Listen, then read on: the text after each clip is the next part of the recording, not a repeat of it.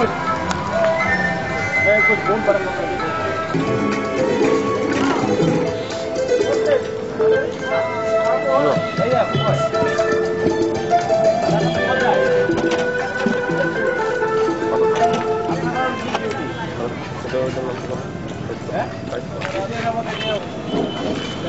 Hello hello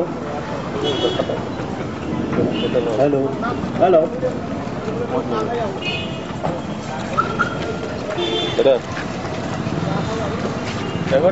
শ্ৰদ্ধাৰ ঢালিগাঁওবাসী ৰাইজলৈ আমি ঢালিগাঁও শাখা সাহিত্য সভাৰ তৰফৰ পৰা আদৰণি জনাইছোঁ।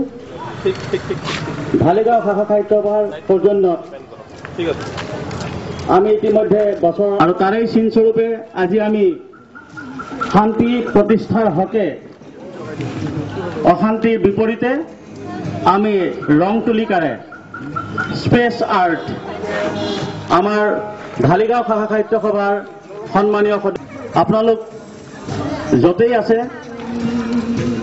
স্পেচ আৰ্ট অশান্তিৰ বিপৰীতে শান্তি বিয়পোৱাৰ চেষ্টা তেওঁ ইতিমধ্যে বিভিন্ন আজি এই অনুষ্ঠানটি আৰম্ভ কৰিছোঁ।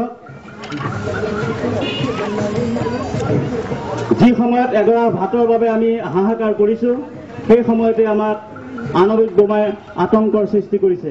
গতিকে এই বোমাৰ বিপৰীতে আমি শান্তিৰ পাৰ উৰুৱাই আহক আমি সকলোৰে অন্তৰত শান্তি প্ৰতিষ্ঠা কৰোঁ জ্ঞাপন কৰিছোঁ। আজি ৰং তুলিকাৰ এই বিশেষ অনুষ্ঠানটিত আপোনালোকৰ সহযোগিতাই আমাক আপ্লুত কৰিছে। আমি আশা ৰাখিছোঁ শ্ৰীযুত চক্ৰধৰ নাৰ্জাৰীদেৱৰ আমি বহু ৰং তুলিকা তেখেতৰ হাতেদি দেখিবলৈ পাম। তেখেতৰ এই যাত্ৰা সফল কাম হওক, ইয়াৰ মানসিকতাৰে আমি আমাৰ মূল কাৰ্যসূচীলৈ আগবাঢ়িছোঁ। ধন্যবাদ। ৰঙৰ তুলিকাৰে স্পেচত আৰ্ট কৰিছে আমাৰ চিত্ৰকলা আৰু ভাস্কৰ্য শিল্পী শ্ৰীযুত চক্ৰধৰ নাৰ্জাৰীদেৱে। তেজে ধোৱা পৃথিৱীত আজি সকলোৱে অশান্তিত ভুগিছোঁ, তাৰে প্ৰতীক ৰং তুলিকাৰে এয়া তাকেই দেখুৱাইছে। ইয়াৰ পিছত কি কৰিব নাজানো, শিল্পীৰ বুজাটান। এয়া চক্ৰধৰ নাৰ্জাৰীদেৱে ইতিমধ্যে স্পেচত আৰ্ট কৰাৰ কাৰণে সাজু হৈছে।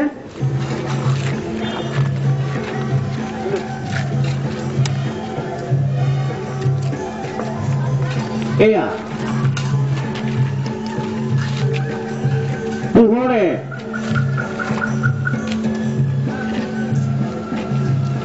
ৰং তুলিকাক কেনেকৈ উজ্জ্বলৰ পৰা উজ্জ্বলতৰ কৰে তাৰে নিদৰ্শন হিচাপে এয়া শিল্পী নাৰ্জাৰীদেৱে প্ৰজ্বলিত অগ্নিৰে এয়া তাকেই চেষ্টা কৰিছে। আহক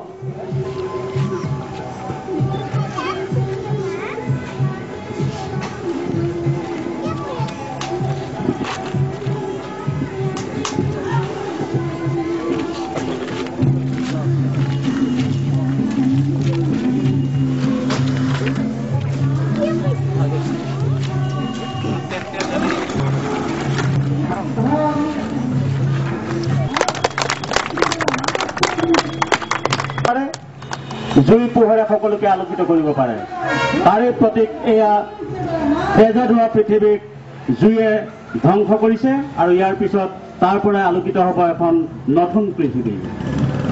শিল্পীৰ তুলিকাই তাকেই প্ৰমাণ কৰি দেখুৱাইছে। অন্যতম সদস্য শ্ৰীযুত চক্ৰধৰ নাৰ্জাৰীদেৱৰ স্পেচ আৰ্ট ফৰ পিচ আপোনালোকে উপভোগ কৰিলে। আমি আটাইলৈ ধন্যবাদ জ্ঞাপন কৰিছোঁ, আমাৰ জ্ঞাপন কৰিছোঁ। আৰু এই খবৰে আমি আশা কৰিছোঁ পশ্চিম অসমৰ পৰা পূব অসমলৈ বিয়পি যাব শান্তিৰ বতৰালৈ। ধন্যবাদ। অকল সন্ত্ৰাসৰ বিৰুদ্ধে নহয়, মই বৰ্বৰতাৰ বিৰুদ্ধে কৰি আছোঁ।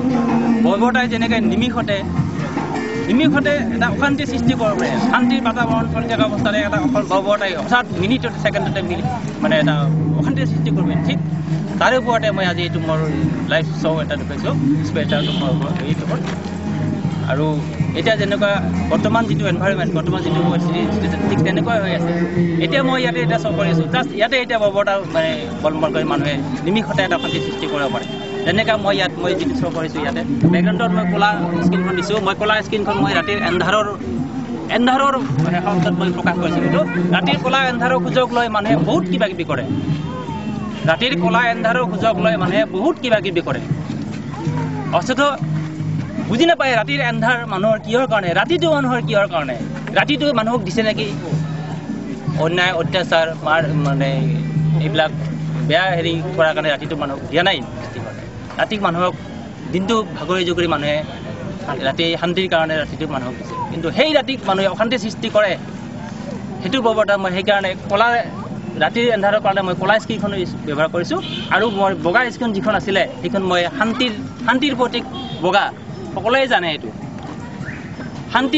শান্তিত অশান্তি আনি দিয়ে কেনেকৈ,